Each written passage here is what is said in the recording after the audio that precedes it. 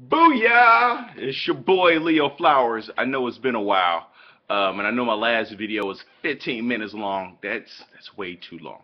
So we're gonna keep this one short, hopefully within 5 minutes. But we're going off the dome.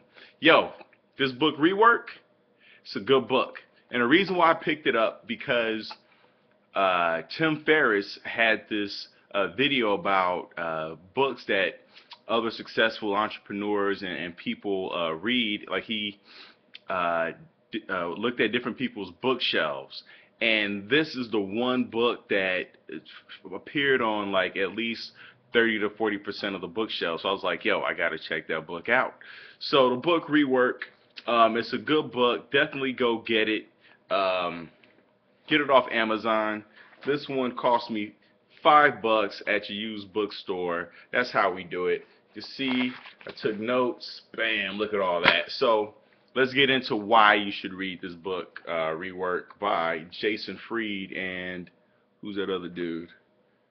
David Heinemeier. Anyway, one of the things I love about the book is, first of all, he talks about have a commitment strategy, not an exit strategy.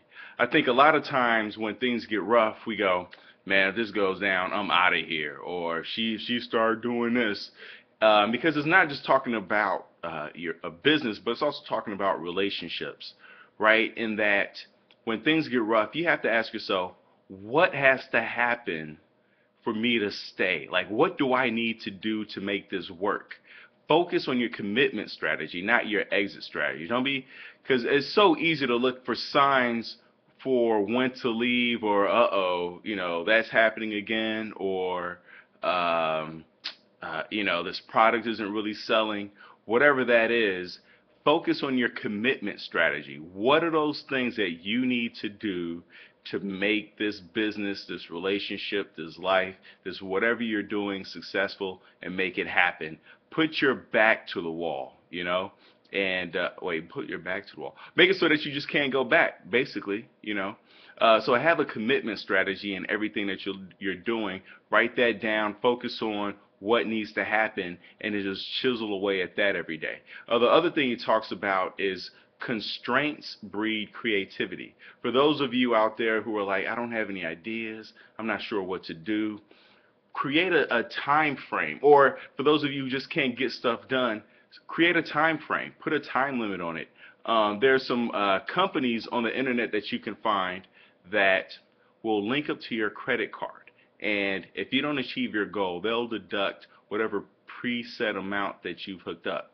And it goes through a third party, so you'd select like a best friend or somebody else who will let them know if you've achieved it or not. That way it's out of your control. So when you have those kind of constraints, now you're going to write that book you said you've been writing.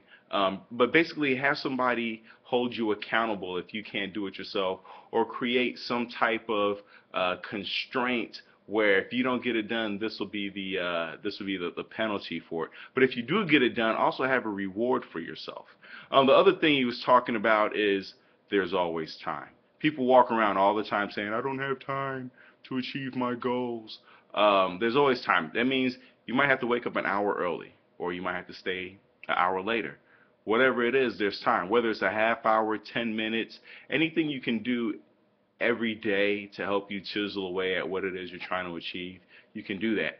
I just realized I didn't even talk to you about what this book is generally about. It's just demystifying all the ideas that we have about what work really is, and breaking it down so that you understand that being a workaholic is not the answer. The guy who stays late and gets there super early, that's not success. Success is the guy who can leave at 5 because he's figured out a way to do it better. So that's what the book Rework is really about. I should have probably mentioned that in the beginning, right? Okay.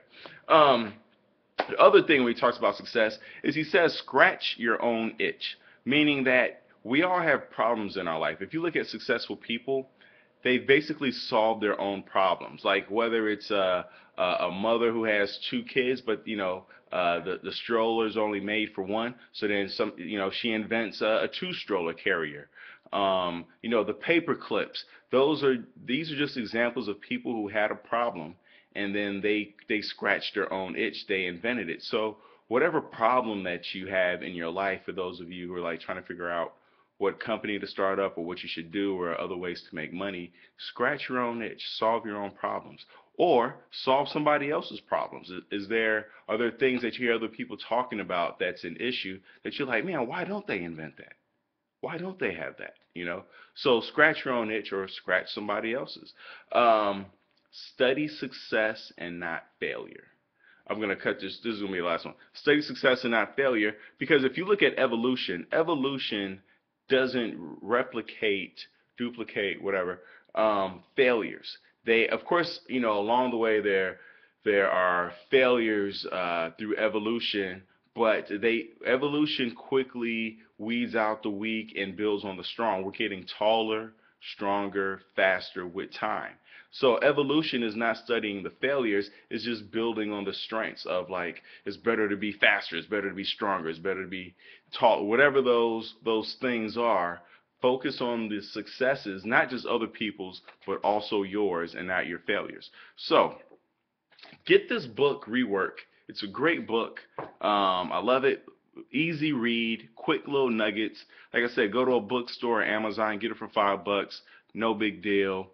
I'm your boy Leo Flowers, and I'll post the next book review pretty soon. Peace.